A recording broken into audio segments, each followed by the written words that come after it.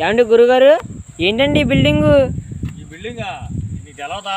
తెలీదండి. ఊరా గ్రామం గ్రామం మనకి ఎన్నో పెట్టారు. సిటీలోనే కాదు, పల్లెటూరులో కూడా బోర్డు పెట్టారు. ఒకటి చదువుతా చూసుకో.